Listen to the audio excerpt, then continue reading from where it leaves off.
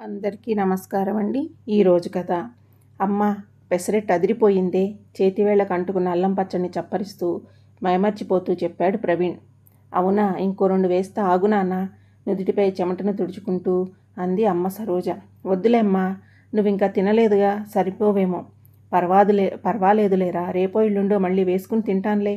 అయినా నాకు రాత్రి మిగిలిన అన్నం కూర కూడా ఉన్నాయి ఫ్రిడ్జ్లో, అవి చెల్లగొట్టాలిగా. నువ్వు ఈ పెసరెట్ వేసుకో, బలవంతంగానే వేసేసింది ప్లేట్లో. ఏంటమ్మా అలా రాత్రివే ఉంచడం ఏంటి, సరిగ్గా సరిపోయేటట్టు వండుకోవచ్చుగా. బాబు, ప్రవీణ్ బాబు, నేను రోజు వండినట్లే వండాను సార్. తమరు మీ తండ్రి గారు రోజుకొక టైంలో ఇంటికొచ్చి రోజుకొకలాగా తింటే నేనేం చేసేది, దెప్పుతూ అంది సరోజ. నిజమే, రాత్రి బాగా లేట్ అయింది, ఏదో తిన్నామంటే తిన్నాం అనిపించి లేచిపోయాం కదూ అని మనసులోనే అనుకుంటూ బుర్రగోక్కున్నాడు ప్రవీణ్. హడావుడి పడుతున్న అమ్మని చూసి, ఏంటమ్మా అంత కంగారు, బస్సు వెళ్ళిపోతే నేను డ్రాప్ చేస్తానులే మీ స్కూల్కి. ఈరోజు నాకు లేట్ అయినా పర్వాలేదు, ఈరోజు డ్రాప్ చేస్తావు బాబు, రేపు ఎవరు చేస్తారు? నా టైం నాదే, ఒకరోజు తప్పితే అలవాటు తప్పిపోతుంది, పరిగెత్తాల్సిందే.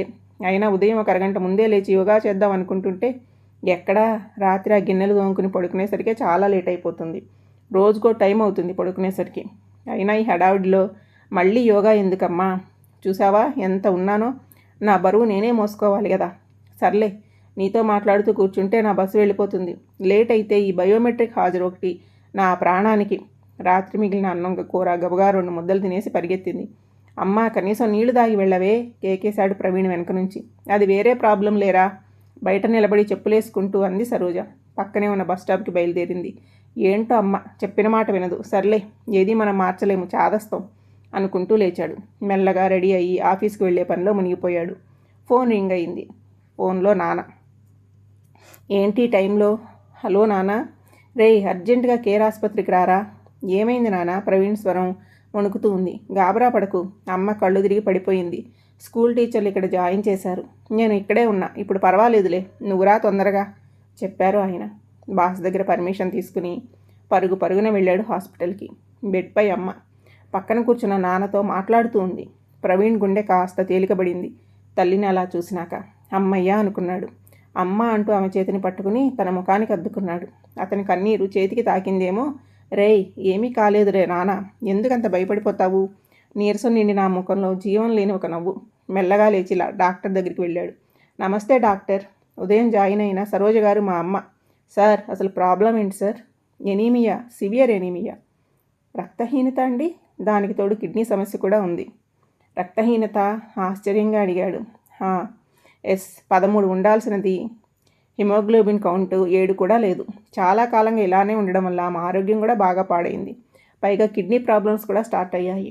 సార్, మేమంత పూరేమీ కాదండి, ఎగువ మధ్య తరగతే, మేము ఇంట్లో అన్నీ తింటామండి, మరి రక్తహీనత ఏంటండి? మేము తింటాము అన్నారు సరే, ఆ మేములో మీ అమ్మగారు ఉన్నారో లేరో గమనించారా ఎప్పుడైనా? అర్థం కానట్లు చూశాడు ప్రవీణ్. కన్ఫ్యూజ్ అవ్వకండి సార్, మీ అమ్మగారి సమస్య భారతదేశంలో సగం మంది మహిళలది. అవును, పాపం ఏమీ లేని అభాగ్యులకే కాదు, అన్నీ ఉన్నగా వారికి కూడా ఈ సమస్య ఉంది. కారణం తెలుసా? మహిళల చిరు త్యాగాలు, పురుషుల నిర్లక్ష్యం. ప్రవీణ్ ఆసక్తిగా అయోమయంగా వింటున్నాడు. సాధారణంగా మహిళలు పురుషుల కంటే ఎక్కువ పోషక విలువలు ఉన్న ఆహారం తీసుకోవాల్సిన అవసరం ఎక్కువ ఉందని అందరికీ తెలిసిన విషయమే. కానీ ఇంట్లో మొదటి భోజనం మగవాళ్ళకే కదా. మన ఇళ్లలో కొన్నిసార్లు తమకేమీ మిగలకపోయినా చిరుత్యాగాలు చేసేసి మొత్తం భర్తకి పిల్లలకే పెట్టేస్తారు. అదిగాక మిగిలిపోయిన పదార్థాలు తినేది వాళ్లే. అంటే కొన్నిసార్లు అవసరమైనంత మేరకు తినరు, కొన్నిసార్లు ఎక్కువ తింటారు. కానీ ఆ ఎక్కువ వారికి కావాల్సిన పోషకాలను మాత్రం ఇవ్వవు. కేవలం వారి శరీర బరువును పెంచి ఇంకా సమస్యల్లోకి నెడతాయి. ఇలా అస్తవ్యస్తమైన ఆహారపు అలవాట్లు, జీవన విధానం దేశంలో 51% మంది మహిళల్లో రక్తహీనతకి కారణమవుతుంది. ఇవన్నీ పట్టించుకునే తీరిక మనకెక్కడిది? వారి బాహ్య స్వరూపం చూసి బాగానే ఉన్నారులే అనుకుంటాం.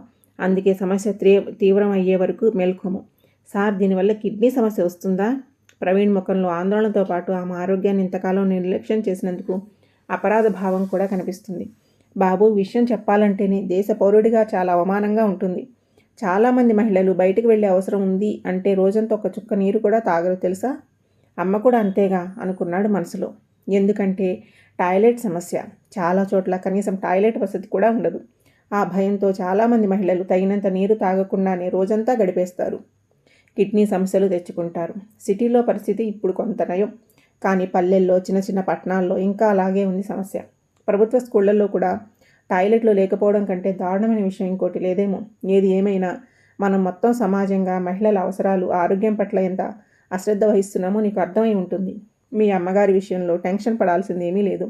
ఇప్పుడే బయటపడింది కాబట్టి లేట్ అయ్యి ఉంటే చాలా ప్రమాదం జరిగేది. ట్రీట్మెంట్ ఇద్దాం, ధైర్యంగా ఉండు ఓ చిరునవ్వుతో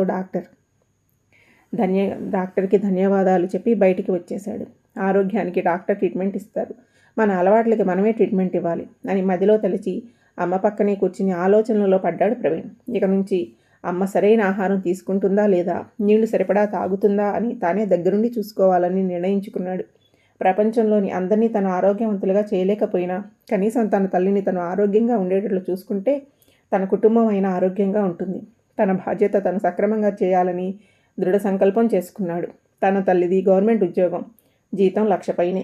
గవర్నమెంట్ టాయిలెట్లు కట్టించలేదు అన్న కారణంగా తల్లి నీళ్లు తాగకుండా రోజంతా గడుపుతుంది. ఇప్పుడు హాస్పిటల్కి 50,000 బిల్లు అయ్యింది. సరే, డబ్బు సంగతి పక్కన పెడితే రోజు నోరు ఎండిపోతున్నా నీళ్లు తాగకుండా ఉండడం ఎంత నరకం.